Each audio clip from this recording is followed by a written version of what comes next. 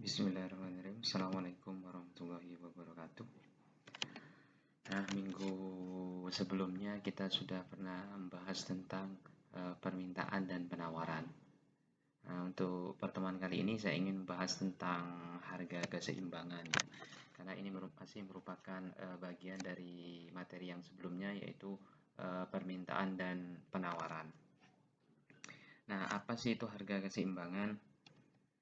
Harga keseimbangan ini merupakan kalau kita bahas secara grafik, ya, merupakan harga yang terbentuk pada titik pertemuan antara kurva permintaan dan penawaran. Nanti saya tunjukkan kurvanya. Nah, kalau mau dibuat sederhana, sebenarnya harga keseimbangan ini, ya, sederhananya merupakan harga yang disepakati oleh konsumen dan produsen atau pembeli dan penjual. Nah, mereka sepakatnya berapa? Nah, itu yang disebut harga keseimbangan. Gitu. Harga yang disepakati untuk suatu produk oleh pembeli dan penjual. Nah, itu yang disebut dengan harga keseimbangan. Jadi nanti di situ ada satu harga dan satu kuantitas barang, banyaknya berapa, seperti itu. Nah, ini buat ilustrasi, ya, ilustrasi saja. Ini merupakan kurva dari harga keseimbangan. Nah, harga keseimbangan ini di sini ada kurva S ini. Yang S ini supply. Supply itu penawaran. Nah, kalau dalam teori penawaran itu kan semakin tinggi harga maka semakin banyak penawaran, begitu. Kenapa demikian? Karena secara teori jika satu barang itu semakin mahal maka akan semakin banyak orang yang tertarik untuk menjual. Sementara sebaliknya, jika harga itu semakin turun maka orang-orang cenderung tidak tertarik untuk menjual barang tersebut, sehingga bentuk kurvanya seperti ini. Slope-nya ini positif istilahnya, karena di situ ada hubungan korelasi positif. Jika harganya naik, penawaran naik. Jika harganya turun, penawaran turun, gitu. Nah, maka diibaratkan dengan apa namanya, kurva penawaran ini di garis S ini. Ya, bentuknya seperti ini. Nah, sementara untuk yang D ini merupakan kurva permintaan, seperti itu. Kurva permintaan ini kalau di teori permintaan itu, ketika harga naik, ya, ketika harga naik maka permintaan akan turun, seperti itu. Sebaliknya ketika harga turun maka permintaan akan naik, begitu. Makanya slope-nya ini bentuknya seperti ini, ya. Turun dari atas ke bawah, bentuknya seperti ini. Ini menggambarkan ada hubungan yang negatif, korelasi yang negatif antara harga dengan jumlah permintaan ini. Saya contohkan ini, ya, P ini. P-nya misalkan di sini awalnya, di titik ini. P-nya atau di sini saja. P misalkan awalnya sebesar 7, misalkan 7.000, misalnya seperti itu. Sementara permintaan sebanyak berapa, ya? Anggaplah 10, misalkan.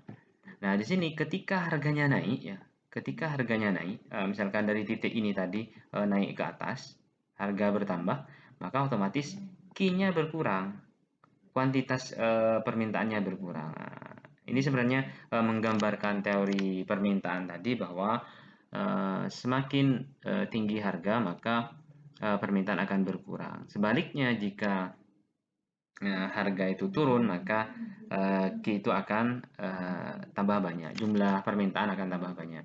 Nah, sehingga bentuk kurva permintaan itu bentuknya seperti ini. Nah, kembali ke topik kita. Topiknya adalah tentang harga keseimbangan.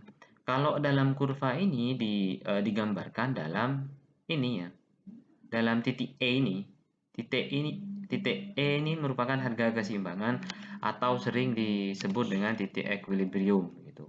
Nah, tadi kita sudah bahas tentang kurva permintaan dan kemudian kurva penawaran. Nah, kurva permintaan sebenarnya menggambarkan tentang konsumen, sementara kurva penawaran supply menggambarkan tentang produsen. Nah, titik ini, maaf, titik E ini, titik equilibrium ini sebenarnya merupakan titik bertemunya atau sepakatnya antara produsen dan konsumen tadi, penjual dan pembeli ini sepakat di sini harganya.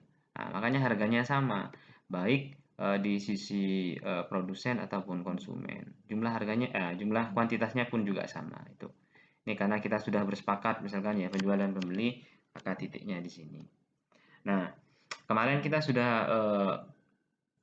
pernah bicara tentang fungsi permintaan ya. Fungsi permintaan dan mohon maaf kemarin saya juga belum membahas tentang fungsi penawaran karena sebenarnya secara rumus pun sebenarnya sama, cara hitung-hitungannya pun sama. Nah, di fungsi permintaan kemarin kita sudah belajar tentang bagaimana membuat persamaan ya, persamaan fungsi permintaan. Nah, di sini sebenarnya ya harga keseimbangan dan key-nya ini bisa ditentukan dengan cara begini. Kita kan sudah punya fungsi permintaan. Nah, selanjutnya misalkan juga sudah punya fungsi penawaran. Nah, tinggal dibuat seperti ini saja. Ini saya punya contoh perhitungan harga keseimbangan di mana di sini saya sudah punya key-nya. Apa namanya? Persamaan dari fungsi permintaan, KID ini. KID ini maksudnya kuantitas demand, kuantitas permintaan, nah, gitu. Sementara QS ini kuantitas supply atau kuantitas penawaran. Nah, di sini kita juga sudah punya dua persamaan ya, persamaan fungsi permintaan dan fungsi penawaran.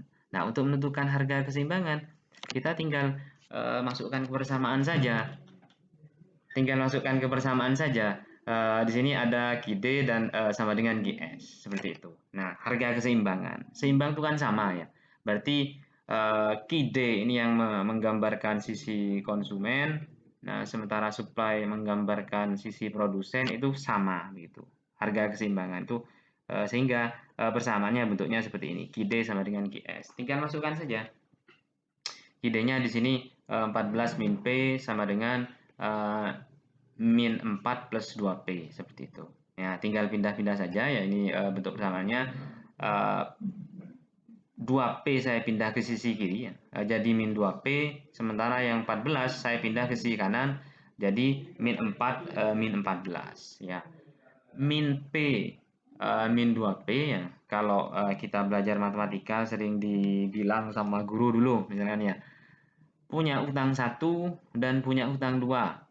Nah, berarti secara total punya utang 3, min 3P seperti itu. Nah, ini min 4, min 14, min 18 seperti itu. Jadi P-nya sama dengan min 18, min 3-nya saya pindah ini, min 3-nya saya pindah. Karena ini bentuknya perkalian, saya pindah ke sini jadi pembagi, tetap min 3, berarti min 18, min 3. Min bagi min hasilnya plus, 18 bagi 3 jadi plus 6 seperti itu. Nah, selanjutnya ini kan sudah ketahuan harganya ya. Selanjutnya ini akan dicari key-nya. Kalian boleh memasukkan P ini ya. Kebersamaan yang mana saja, baik yang fungsi permintaan ataupun fungsi penawaran. Karena nanti hasilnya tetap akan sama. Ini saya contohkan ya, yang P ini saya masukkan ke fungsi permintaan ya. Jadi 14 min P.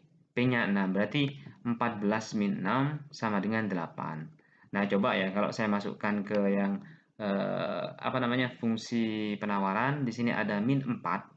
Min 4 ditambah 2P.